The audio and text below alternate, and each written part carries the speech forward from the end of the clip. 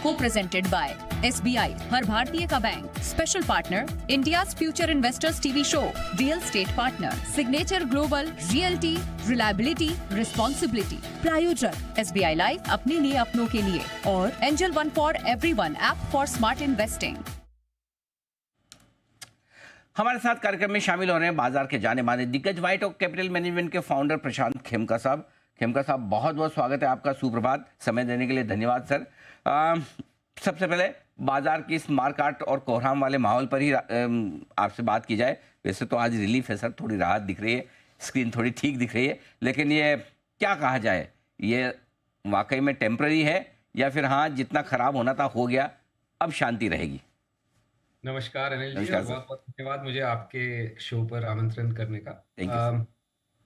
देखिए, इम्पॉसिबल है, नामुमकिन है ये कहना कि अभी नियर टर्म क्या रहेगा, मार्केट ऊपर जाएगा नीचे जाएगा, उसके बारे में कुछ कहा नहीं जा सकता। बट जब मार्केट बहुत तेजी पे होता है, बहुत ऊपर होता है, ऑल टाइम हाईस पे होता है, तो लोगों की, निवेशकों की हर वक्त यही कंप्लेन रहती है कि मार्केट तो ऑल टाइम हाई पे है, वैल्यूएशन हाई है। तो अभी 10-15% अगर गिरा है तो ऐसे भी आप देख सकते हो कि उसका उपयोग करना चाहिए, और जो पैसा साइडलाइंस पे रखा था फॉर अ पुल बैक, उसमें से फिर निवेश करना चाहिए। तो मैं तो अपॉर्चुनिटी, मैं तो कभी कैश में रहता नहीं, और ना ही किसी को ये एडवाइस करता हूँ कि कैश में रहे, या टाइम करने की ट्राई करे मार्केट को। बट अगर कुछ कैश पड़ा हो, साइड में रखा हो फॉर अ पुल बैक, तो ये मौका है उसे डिप्लॉय करने का। उस नजरिए से मैं देखूंगा इस पुल बैक को। बिल्कुल। तो इस 20% की गिरावट अगर स्मॉल कैप इंडेक्स में हो, 17% मिड कैप घटाओ, 12-13% निफ्टी हो, तो फिर मौका खरीदारी का है अगर आपके पास कैश है तो। देखिए, बड़ी इवेंट सामने है खेमका साहब, बजट, और उम्मीदें भी हैं और डर भी। दोनों में से कौन सी भावना बजट के बाद सही साबित होगी? देखिए, उम्मीद तो है। अपने माननीय प्रधानमंत्री जी ने एक आह्वान दिया है सब देशवासियों को कि 47 तक भारत को विकसित देश बनाना है।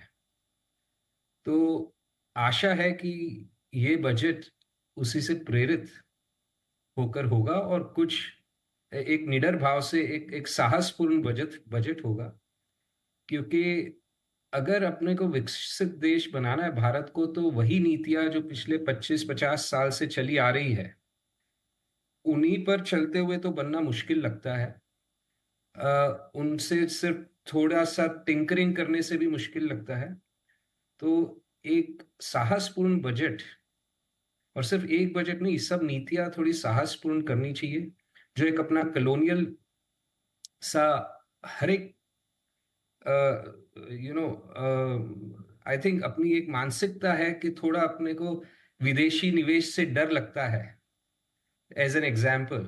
और हर इंडस्ट्री में ऐसे कायदे कानून है जो ज्यादातर न करने के, कई कायदे कानून है करने के कम।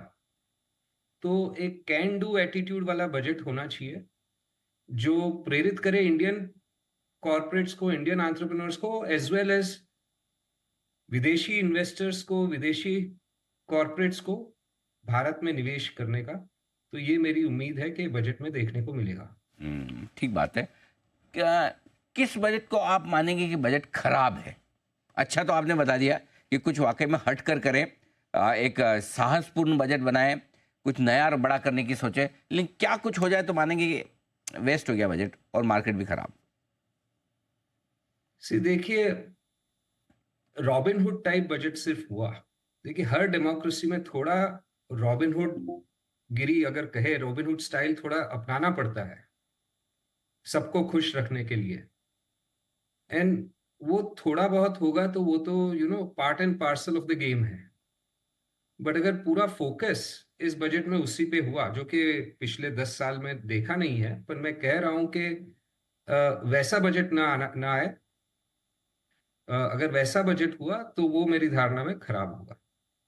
हाँ, बिल्कुल। मतलब पॉपुलिस्ट बजट ना हो कि भाई, वैसे थोड़ा मार्केट दुखी है कि जिस तरह से वो फ्रीबीज वाला कल्चर चल रहा है स्टेट इलेक्शन। देखिए, पॉपुलिज्म होगा तो चलेगा, दौड़ेगा भी, अगर अच्छा। पीस भी हो गए तो चलेगा, बट साथ में और भी होना चाहिए। हाँ, सिर्फ पॉपुलिज्म ही, सिर्फ रॉबिनहुड ही बजट ना हो। ठीक बात है। साथ में इकोनॉमी के लिए कुछ ना कुछ, बिजनेसेस के लिए भी कुछ ना कुछ होना ज़रूरी है।